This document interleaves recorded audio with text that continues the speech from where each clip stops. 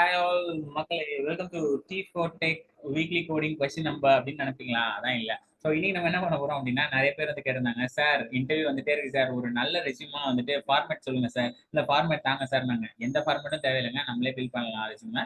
So ரெஸ்யூமை bill பண்ணலாம், என்னென்ன பண்ணலாம் என்னென்ன பண்ணக்கூடாது அப்படின்றதுக்கான ஒரு சின்ன என்னோட எக்ஸ்பீரியன்ஸ்ல கிட்டத்தட்ட பார்த்தீங்கன்னா ஒரு 12+ இயர்ஸ் எக்ஸ்பீரியன்ஸ் எனக்கு இருக்கு. ஸோ இதே ப்ரொஃபஷனில் தான் நான் எடுத்துட்டு இருக்கேன். ஸோ ஒரு ரெஸ்யூம் எப்படி பில் பண்ணலாம், ஒரு ரெஸ்யூம் எப்படி பில் பண்ணக்கூடாது அப்படின்றத பற்றி தான் இன்னைக்கு நம்ம பார்க்க போறோம். ஆகவே ஸோ ஃபர்ஸ்ட் எதை பத்தி போகலாம்? போட்டோ வச்சு பற்றி பேசலாமா, எதை பத்தி பேசலாம் அப்படின்னு பார்த்தோம் அப்படின்னா, will go with the flow. Yeah, so first இடத்துல பார்த்தீங்க அப்படின்னா ரெஸ்யூம் அப்படின்னா என்ன அப்படின்னா, யா அஃப்கோர்ஸ் என்ன அப்படின்னா, resume is summary of experience and skills which is relevant to your job அப்படின்னு சொல்றாங்க. ஸோ என்ன ஒர்க் போறீங்களோ அதுக்கான ஒரு சம்மரி தான் ரெஸ்யூம் அப்படின்றாங்க. எஸ்ங்க, ஆமாங்க. ஆக்சுவலாக சொல்லுவாங்க ரெஸ்யூம்னு ஒன்று இருக்கு, பயோடேட்டான்னு ஒன்று இருக்கு, ப்ரொஃபைல்னு ஒன்று இருக்கு, அதெல்லாம் தேவையில்லை. ரெஸ்யூம்ன்றது நமக்கு தேவை. ரெஸ்யூம்ன்றது என்ன அப்படின்னா, நீ ஒரு இடத்துக்கு வேலைக்கு போற, உன்னை பத்தி ஒரு பேஜ்ல வந்துட்டு வச்சிருக்கிறது தான் ரெஸ்யூம். அவ்வளவுதான், முடிஞ்சு போச்சு. அதுக்கு அதெல்லாம் ரொம்பலாம் நினைக்கிற தேவையில்லை. சரி, point number 2, what is the purpose of resume அப்படின்னு கேட்குறாங்க. ஸோ ரெஸ்யூமோட பர்பஸ் என்ன அப்படின்னா, ஒரு குட் ரெஸ்யூம் வந்துட்டு என்ன பண்ணும் அப்படின்னா, என்னோட ஸ்கில் செட்டை காட்டுவோம் அவங்ககிட்ட. ஸோ என்னோட ஸ்கில் செட்டை ஒவ்வொரு வாட்டி நான் சொல்லிட்டு இருக்கிறத தாண்டி என் ரெஸ்யூம் சொல்லணும். அது எம்ப்ளாயர் என்ன பண்ணும் அப்படின்னு கேட்டீங்கன்னா, மோட்டிவேட் பண்ணி வேலை செய்யும். ஒரு எம்ப்ளாயர் எவ்வளவு ரெஸ்யூம் பாக்குறாங்க அப்படின்னு சொல்லிட்டு நான் நிறைய புக்ஸ்ல படிச்சதுல வந்து பாத்தீங்கன்னா 10ல இருந்து 20 செகண்ட் வரைக்கும் தாங்க மேக்ஸிமம் ஒரு ரெஸ்யூம் பார்ப்பாங்க.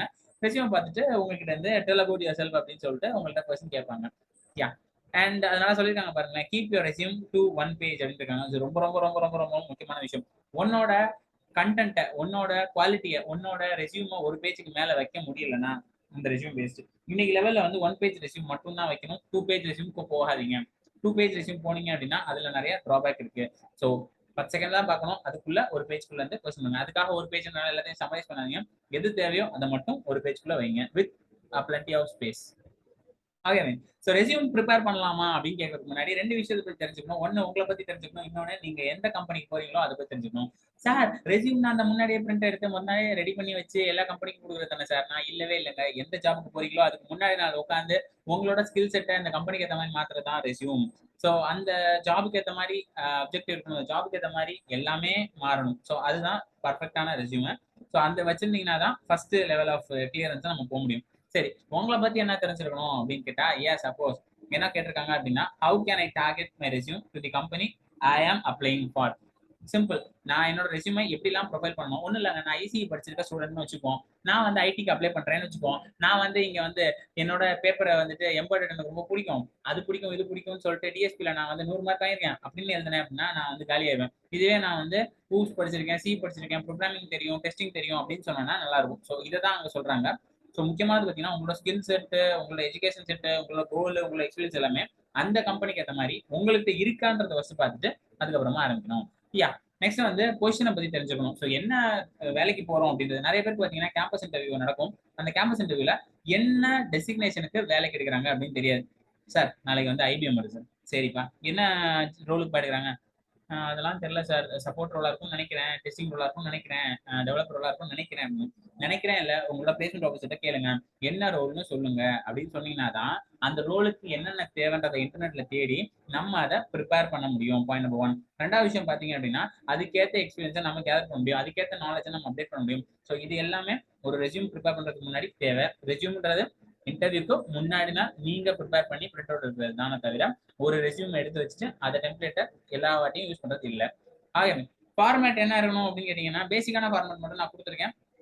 ஃபர்ஸ்ட் ஒன் பாத்தீங்க அப்படின்னா, ஹெட்டிங் இருக்கும், அப்ஜெக்டிவ் இருக்கும், சமரி ஆஃப் குவாலிஃபிகேஷன் இருக்கும், எஜுகேஷன் இருக்கும், எக்ஸ்பீரியன்ஸ் இருக்கும். இவ்வளவுதாங்க விஷயமே. ஏன்னா மொத்தமே 5 விஷயம் தானா அப்படின்னு கேட்டா 5 மோர் தென் எனஃப்ங்க. இந்த 5க்குள்ள நம்ம வந்து சப்டிவிஷன்ஸா நிறைய வந்து நம்ம பிரிச்சுக்கலாம். ஸோ இந்த 5 மட்டும் இருந்தா போதுமானா தாராளமா போதும். ஸோ இது எப்படி பண்ண போறோம், என்ன பண்ண போறோம் அப்படிங்கிறத ஒவ்வொன்றா பார்க்க போறோம். வாங்க போலாம். ஃபர்ஸ்ட் விஷயம், எம்ப்ளாயியோட ப்ரொஃபைல். ஸோ எம்ப்ளாயோட ப்ரொஃபைல், ஐ மீன் ஃபர்ஸ்ட் விஷயம் அவங்க ப்ரொஃபைல சொல்றது, அதாவது ஹெட்டிங் அப்படின்னு சொல்லிக்கலாம். ஸோ என்ன ஜாபுக்கு போறோம், என்ன பண்றோம் அப்படிங்கிறதுக்கு சொல்றதுதான். ஸோ ஹெட்டிங், ஃபர்ஸ்ட் விஷயம் ஹெட்டிங்.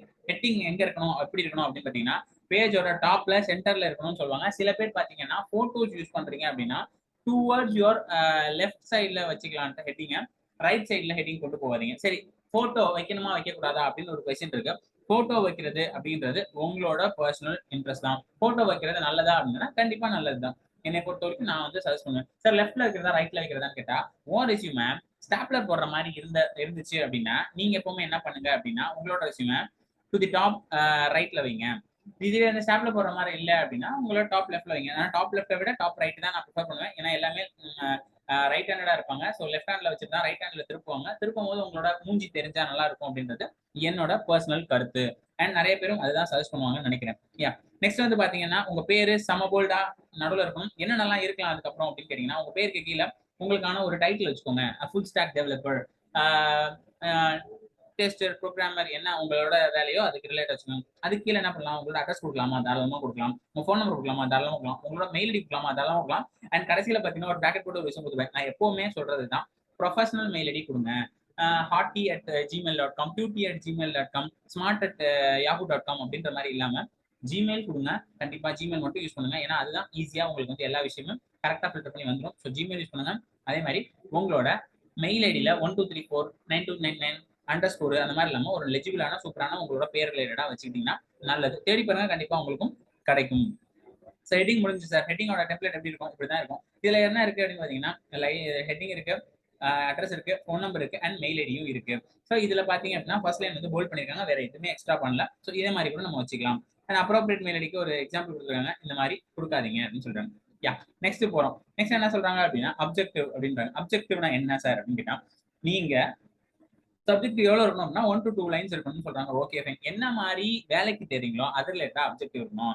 நான் வந்து எனக்கு வந்து எலக்ட்ரானிக்ஸ் ரொம்ப பிடிக்கும் அப்படின்னு சொல்லிட்டு ஐடி கம்பெனிக்கு வேலைக்கு போறதா இருக்கட்டும், எனக்கு பேங்க் வேலைக்கு போறதுக்கு சம்பந்தம் ஐடி ரிலேட்டடான ப்ராஜெக்டா இருக்கும், அதெல்லாம் போட்டீங்க அப்படின்னா கேவலமா இருக்கும். நம்ம ஃப்ளவரி லாங்குவேஜ் யூஸ் பண்ண வேணாம் அப்படின்றத சொல்லுவாங்க. ஃப்ளவரி லாங்குவேஜ்னா நான் வந்து உங்களுக்காக உழைச்சு ஓடா செய்யறேன் அப்படின்ற மாதிரிலாம் சொல்ல வேணாம். ஜஸ்ட் ஃபோக்கஸ் பண்ணுங்க எங்க அப்படின்னா என்ன ஜாபுக்கு என்ன கம்பெனிக்காக போறீங்க அப்படின்றத 2 லைன்ல உங்களுக்கு இன்ட்ரெஸ்ட் இருக்கு அப்படின்ற மாதிரி சொல்லுங்க.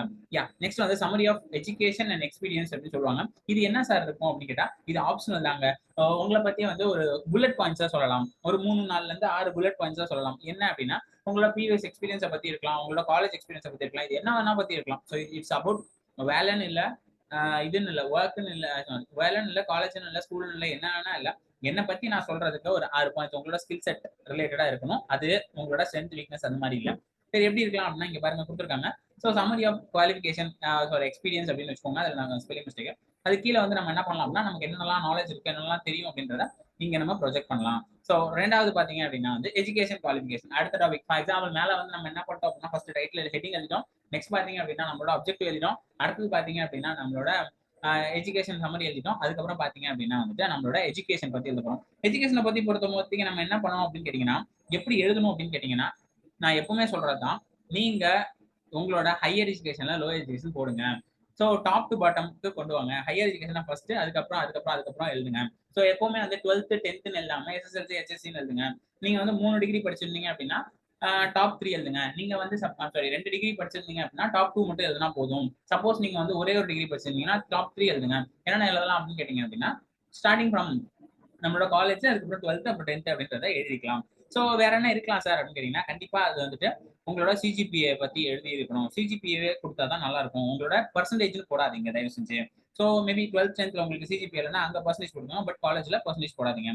அண்ட் இந்த மாதிரி தான் ஒரு எக்ஸாம்பிள் கொடுத்துருக்காங்க. எங்க எஜுகேஷன் அப்படின்ற ஒரு ஏரியாவுக்கு போயிட்டு அந்த ஏரியால போயிட்டு என்ன எஜுகேஷன் பண்ணிருக்கீங்க அப்படின்றது. ஃபார் எக்ஸாம்பிள் நான் வந்து எம்சிஏ முடிச்சிருக்கேன் அப்படின்னா மாஸ்டர் ஆஃப் கம்ப்யூட்டர் அப்ளிகேஷன் கொடுத்துருங்க.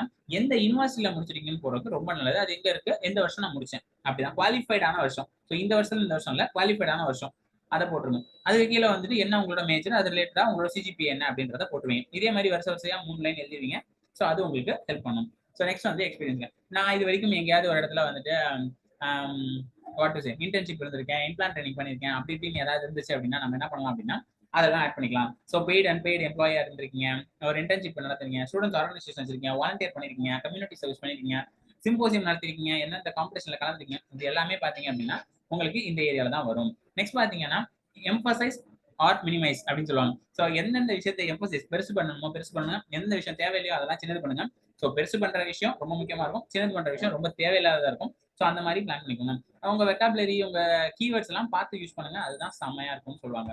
அண்ட் நெக்ஸ்ட் பாத்தீங்க அப்படின்னா உங்க எக்ஸ்பீரியன்ஸை வந்து எப்படி இது பண்றீங்க அப்படின்னு பார்க்கும்போது எவ்வளவு பேர் கலந்துட்டீங்க, இந்த ரிப்போர்ட் என்னாச்சு, என்ன இது பண்ணீங்க, எவ்வளவு இதை இம்ப்ரூவ் பண்ணீங்க, நான் இந்த லெவல்ல இந்த கம்பெனி எப்படி கொண்டு போனேன் அப்படிங்கறத உங்க எக்ஸ்பீரியன்ஸ் குவாலிஃபிகேஷன் சொல்லலாம். இந்த இவ்வளவு நம்பர் ஆஃப் ஸ்டூடெண்ட்ஸ் நான் எடுத்திருக்கேன் அப்படின்ற மாதிரி சொல்லலாம். இவ்வளவு நம்பர் ஆஃப் ஸ்டூடெண்ட்ஸ் நான் வந்து ட்ரெயின் பண்ணிருக்கேன் அப்படின்னு நான் சொல்லுவேன் என்னோட ப்ரொஃபைல்ல. ஸோ உங்க ஒர்க்ல இவ்வளவு ப்ராஜெக்ட் பண்ணிருக்கேன், இவ்வளவு சாஃப்ட்வேர் பண்ணிருக்கேன் அப்படின்றதெல்லாம் நீங்க சொல்லிக்கலாம்.